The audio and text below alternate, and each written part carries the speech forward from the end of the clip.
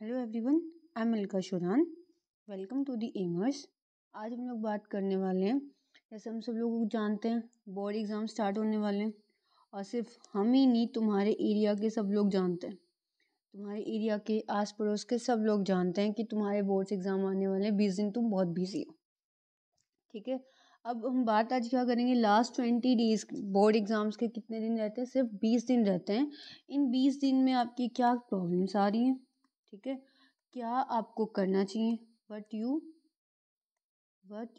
Have to do, ठीक है, क्या आपको करना चाहिए।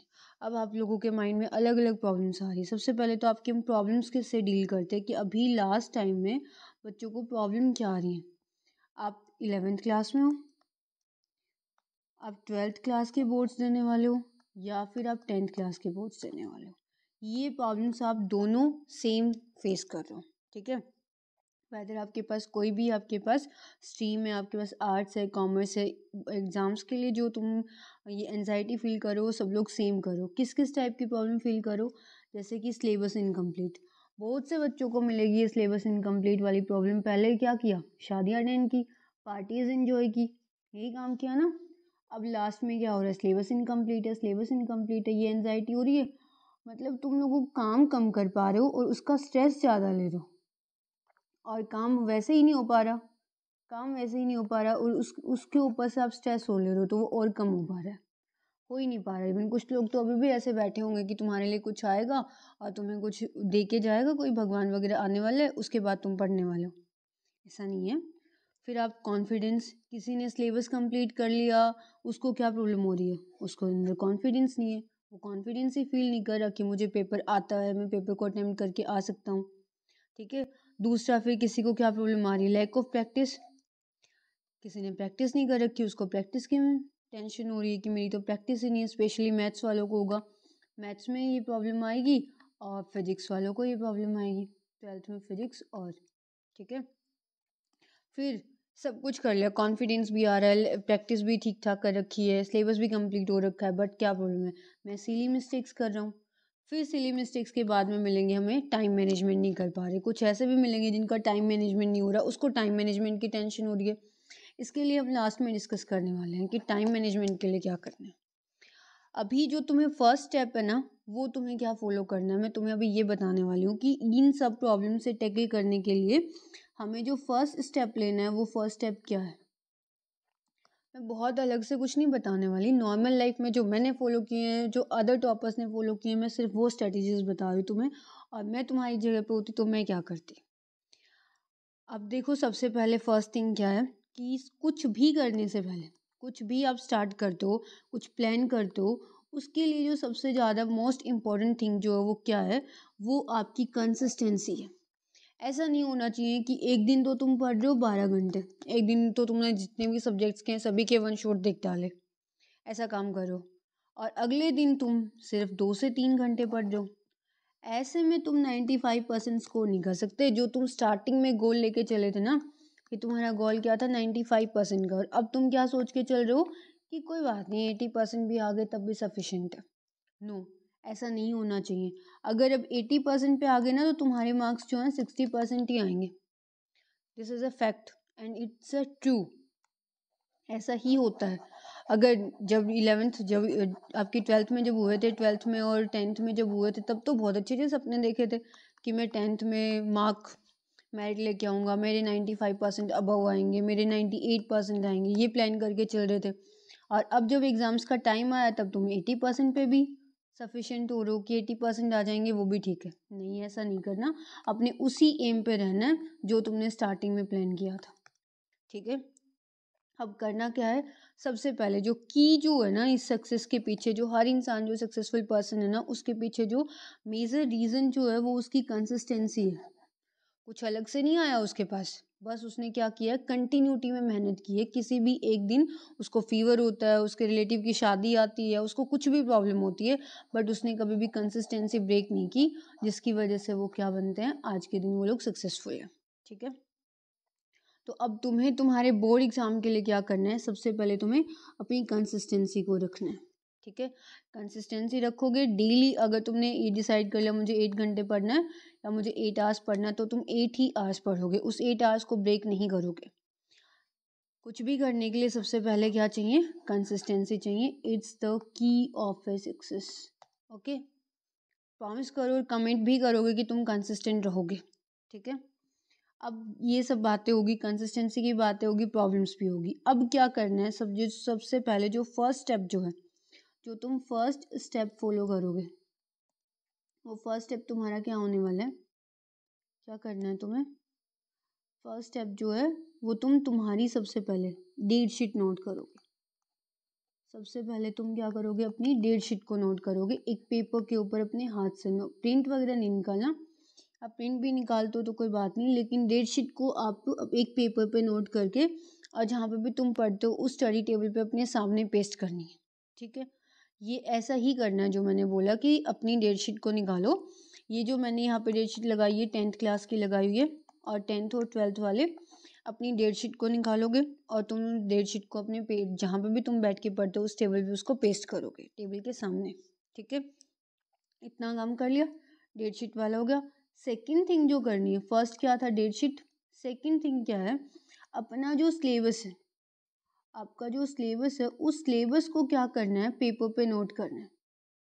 उस सिलेबस को पेपर पे नोट करना है, और सिलेबस को पेपर पे नोट करने के बाद क्या करोगे? उसके अंदर तुम्हें क्या करना है कि तुम्हारा वीक एरिया जो है, वीक एरियाज जो हैं उस पर ध्यान देना है। जो आपके वीक एरियाज हैं, जो मतलब आप लोगों को ऐसा फील होता है एक बार देखने पे, तुम्हें ऐसा होता है कि ये वाला क्वेश्चन अगर आ जाता है पेपर में तो मैं इसको नहीं कर पाऊंगा। जिन क्वेश्चन से तुम डरते हो, जिन क्वेश्चन से तुम्हें हेजिटेशन होती है, वो वाले टॉपिक्स तुम्हें पहले करने हैं। ये जो फर्स्ट वीक है 26 से लेके 31 जनवरी तक का जो टाइम है, इसके अंदर तुम्हें वही चीज़ें करनी है जो तुम्हें डिफ़िकल्ट लगती हैं और जो तुम्हें आती नहीं है, whether it is your maths और योर साइंस, ठीक है। जैसे कि तुम्हें पता है कि 15 फेब को तुम्हारा इंग्लिश का पेपर है और 20 को साइंस का पेपर है, तो साइंस का पेपर तुम्हारा जल्दी है, ठीक है। साइंस का पेपर तुम्हारा जल्दी है, तो तुम इसमें क्या करोगे कि पहले तुम साइंस इंग्लिश और मैथ्स के अभी मैंने क्या बताया कि सेकेंडली तुम्हें क्या करना है? सिलेबस नोट करना है, और सिलेबस नोट कर लोगे उसके बाद सिलेबस के नोट होने के बाद नेक्स्ट थिंग जो करनी है वो क्या करोगे? सिलेबस नोट कर लिया, फिर तुम्हें जो तुम्हारा वीक एरिया उसको निकालना है, और वो वीक एरियाज निकालने के बाद तुम्हें क्या करना है? अब वो तुम्हें पता लग गया वीक एरिया, अब उस वीक एरिया को आप वन शॉट से करो, किसी भी टीचर का वन शॉट करो, कहीं से आप रैपिड रिवीजन वाला करो, या फिर आप एनसीईआरटी से करो। और अगर आप पढ़ने में अच्छे हो तो आप अपनी सेल्फ स्टडी भी प्रेफर कर सकते हो। मैं ये नहीं कहती कि आप यही करो, आप अपनी सेल्फ स्टडी या फिर अपने नोट्स बनाए थे अपने कोचिंग के, ट्यूशन के, जहाँ से भी अपने नोट्स बनाए थे आप उन नोट्स से भी पढ़ सकते हो। और जो एनसीईआरटी लेक्चर्स है ना रैपिड रिवीजन फॉर्म में, वो हमारे चैनल पे भी चल रहे हैं, एमएस पे भी, आप यहाँ से भी कर सकते हो। केमिस्ट्री का फर्स्ट चैप्टर हो चुका है, सेकेंड चैप्टर कल हो जाएगा, ठीक है। Syllabus weak areas one shot देखना स्टार्ट किया, और अब ऐसा नहीं करना, अब यहाँ पे जो वीक एरियाज है तुम्हारे वो फोकस करना है और डिफ़िकल्ट करना है, वेदर आपका मैथ्स है, साइंस है, फिजिक्स है, 12th वालों के लिए, ठीक है, वो करो। इतना हो गया, वीक एरियाज हो गए हैं। इसके बाद तुम क्या कर सकते हो? नेक्स्ट थिंग जो करनी है, जो बिगेस्ट सॉल्यूशन जो है तुम्हारा, वो क्या होगा कि तुम डेली क्या करोगे? अपना टारगेट्स बनाओगे। डेली तुम टारगेट्स बनाओगे। रात को सोने से पहले ये चीज़ डिसाइड करके सोना है कि मुझे सुबह उठ के क्या काम करना है। को सोने से पहले ये डिसाइड करके सोना है कि मुझे सुबह उठ के क्या काम करना है। जैसे फॉर एग्जांपल तुमने एक दिन का प्लान किया, मुझे 3 से 4 चैप्टर करने हैं, आज 3 से 4 चैप्टर करने हैं, भले ही वो तुम कैसे भी प्लान करो। एक चैप्टर तुम्हें मैथ्स का करना है, एक चैप्टर तुम्हें साइंस का करना है, एक चैप्टर तुम्हें एसएसटी का करना है, या फिर 11th-12th वाले एक चैप्टर तुम्हें बायो का करना है, फिर फिजिक्स का करना है, फिर एक चैप्टर केमिस्ट्री का करना है, ठीक है।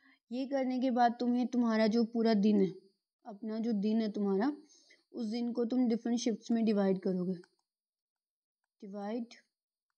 मैं ये क्लास पहले रिकॉर्ड कर चुकी थी और उसमें आवाज़ नहीं आई। डिवाइड योर डे, अपने दिन को डिवाइड करना है, मॉर्निंग, आफ्टरनून, और इवनिंग।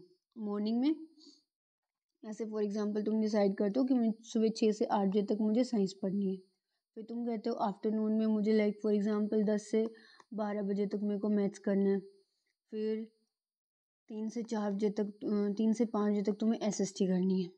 फिर एक बार इनको फिर से जो तुमने जैसे फॉर एग्जांपल वन शॉट देखे थे, वन शॉट लेक्चर्स देखे थे, तो एक बार तुम उसकी रीडिंग ले लो, 6 से 7 बजे तक उसकी रीडिंग्स ले लो सबकी, जो जो तुमने देखा था एक बार, मतलब ऐसे गो थ्रू हो जाओ कि तुमने किया क्या है अभी तक, ठीक है। और तुम्हारे पास सिलेबस कितने हैं, मैथ्स में तुम्हारे 14 चैप्टर है, साइंस में 13 है, एसएसटी में 20 चैप्टर्स है, इतना ही तो करना है, ठीक है। और जैसे ये हो गया, फिर तुम्हारे पास इंग्लिश हिंदी बचती है। हिंदी इंग्लिश का क्या करो, रात को सोने से पहले किसी भी, जैसे तुम अगर तुम्हें इंटरेस्ट रीडिंग में इंटरेस्ट है, तुम उनकी जस्ट समरी रीड कर लो, उन चैप्टर्स की समरी रीड कर लो, अदरवाइज समरी रीड नहीं करते हो तो किसी भी टीचर से समरी उनकी सुन सकते हो तुम लोग, ठीक है। इस तरीके से हो गए तुम्हारे सभी चैप्टर्स। पहले क्या करना है, मैंने क्या क्या चीज़ें बताई आप लोगों को, यही कि सबसे पहले डेट शीट नोट करो, नेक्स्ट तुम सिलेबस नोट करो, फिर तुम्हारे वीक एरियाज़ देखो, वीक एरियाज़ देखने के बाद पहले फर्स्ट वीक में उस वीक एरियाज़ पे फोकस करो, और वीक एरियाज़ पे फोकस करने से पहले अपने पूरे दिन को 3 अलग अलग शिफ्ट्स में डिवाइड कर लो, डिवाइड करके उसके अकॉर्डिंग तुम काम करो और अपने टारगेट्स बनाओ, ठीक है। और ऐसा नहीं करना है, टारगेट्स बनाओ मॉर्निंग में, और लास्ट 20 डेज़ में जितनी हो सकती हैं डिस्ट्रैक्शंस को अवॉइड करो, डिस्ट्रैक्शंस अवॉइड करो। अभी तुम्हारे पास जो है तुम्हारी लाइफ में, पूरे लाइफ जो काम आने वाला है, जो तुम्हारे साथ रहने वाला है, वो है तुम्हारी डीएमसीज। आई होप आपको समझ आ रहा होगा मैं क्या कहना चाहती हूँ। अपनी डीएमसीज पे अच्छे से ध्यान दो, और ये डीएमसी हमेशा तुम्हारे साथ रहने वाली है, तो इसमें जितना अच्छा स्कोर करोगे, 95 का सोच के चल रहे हो तो 95 का ही टारगेट रखो, जितना अच्छा इसमें स्कोर करोगे एक आने वाले टाइम पे ये डीएमसीज आपको उतनी ही अच्छी लगेंगी, ठीक है। अपने वीक एरियाज़ पे टारगेट्स बनाओ, वीक एरियाज़ पे आप फोकस करो, ठीक है। अब लास्ट में मैं आपको क्या बोलूँगी, दूसरा जो नेक्स्ट थिंग जो आपको करनी है ना, वीक एरियाज़ करने के बाद, जैसे मैथ्स के पेपर में ज़्यादा टाइम है, 10 दिन की छुट्टियाँ ना 10th वालों के लिए, तो अभी तुम ज़्यादा मैथ्स पे टाइम मत दो, जो पास पेपर है ना इंग्लिश पे टाइम दो, इंग्लिश और साइंस पे, ठीक है। इंग्लिश और साइंस पे तुम ज़्यादा मेन फोकस करो, क्योंकि इनका पेपर जो है जल्दी पेपर है, 28 को साइंस का, 15 का तुम्हारा इंग्लिश का है, सीबीएसई वालों की बात हो रही है, ठीक है। तो मेन फोकस जल्दी फोकस इस पे करो। फर्स्ट वीक में तुम हार्ड थिंग्स जो तुम्हें डिफ़िकल्ट लगती हैं उसको कंप्लीट करो। और वन थिंग मोस्ट इम्पोर्टेंट है ना, ये चीज़ नहीं करोगे कि तुम जस्ट वन शॉट्स ही देखे जा रहे हो टीचर्स के, अलग अलग टीचर्स के, एक दिन में 4 वन शॉट देख ले, 5 देख ले, ऐसा नहीं करना। वन शॉट्स तुम्हारे जो है, वन शॉट्स जो हैं वो तुम्हारे कुछ भी, तुम्हारे वन शॉट्स हैं, तुम्हारे परसेंटेज 95% मार्क्स नहीं दिलवाएंगे, 95% दिलवाएंगे तुम्हारी खुद की रीडिंग्स और तुम्हारी रिविजन्स, ठीक है, वो तुम्हें स्कोर करवाएंगे। आई होप तुम्हें समझ आई होगी ये बात। तुम ज़्यादा से ज़्यादा वन शॉट देखने पे फोकस नहीं करोगे, जितना हो सकता है इतनी बुक से पढ़ने की कोशिश करो लास्ट डेज के अंदर, और अपने नोट्स रिवाइज करो। और वन शॉट देखना भी है, देखो मैं ये नहीं कहती, मना कर रही हूँ कि तुम देखो ही मत, लेकिन अगर एक वन शॉट देखा है तो उसको एटलीस्ट एक दिन में 2 बारी उसके जो नोट्स बनाए हैं उनको 2 बारी डेली रिवाइज भी करो, ठीक है। हो गया इतना। इसके बाद तुमने वीक एरियाज कर लिए, वीक एरियाज तुम्हारे डन हो चुके हैं, तो उसके बाद तुम किस पे फोकस करोगे, पीवाईक्यूज करो। वीक एरिया हो गए, डायरेक्टली सैम्पल पेपर पे जंप नहीं करना है, जंप डायरेक्टली अगर सैम्पल पेपर पे जंप करोगे तो मार्क्स नहीं आएंगे, अपोजिट होएगा, जहाँ पे 95% स्कोर कर रहे थे वो जाके 70 पे अटक जाएगा, because direct sample paper solve करोगे तो तुम्हारे क्वेश्चन सोल्व नहीं होंगे, फुल सिलेबस के अंदर से क्वेश्चन सोल्व नहीं होंगे तो तुम्हारा कॉन्फिडेंस और लो हो जाएगा, और कॉन्फिडेंस लो होने के बाद तो तुम्हें पता ही है तुम क्या स्कोर कर सकते हो, ठीक है ना। तो अभी क्या करोगे फिर, इसके बाद पहले वीक एरिया हो गया, फर्स्ट स्टेप वीक एरियाज़ वाला। उसके बाद वीक एरिया होने के बाद पहले पीवाईक्यूज लगाओगे, किसी से कुछ भी, कोई भी बुक ले लो चैप्टर वाइज वाली, या फिर सीबीएसई की साइट से डाउनलोड कर लो, लास्ट 3 से 4 साल वाले PYQs लगाओ। ये PYQs तुम्हारे क्या किस में हेल्प करेंगे, कॉन्फिडेंस में हेल्प करेंगे, तुम्हारा कॉन्फिडेंस मेंटेन करेंगे। PYQs तुम्हें बहुत हेल्प करेंगे, PYQs तुम्हें कॉन्फिडेंस दिलाएंगे। सबसे मेन थिंग जो है वो आपको PYQs ही दिलवाएंगे। नेक्स्ट जो है आफ्टर दैट PYQs हो गए, चैप्टर वाइज हो गया।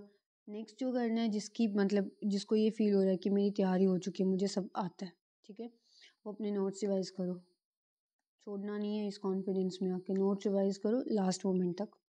और फिर क्या करना है, अगर किसी को टाइम मैनेजमेंट की प्रॉब्लम आ रही, मैंने कहा था ना टाइम मैनेजमेंट के लिए सॉल्यूशन बताते हैं आपको, तो क्या करना है टाइम मैनेजमेंट वालों के लिए, आप अपने घर में क्रिएट करो पेपर जैसा इन्वायरमेंट।